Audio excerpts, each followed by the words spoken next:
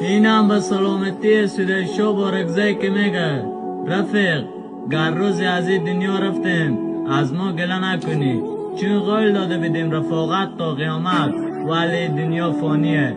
یک چیز دیگه ما سکه سوارا بدون خدافیزی میریم. آب خدا.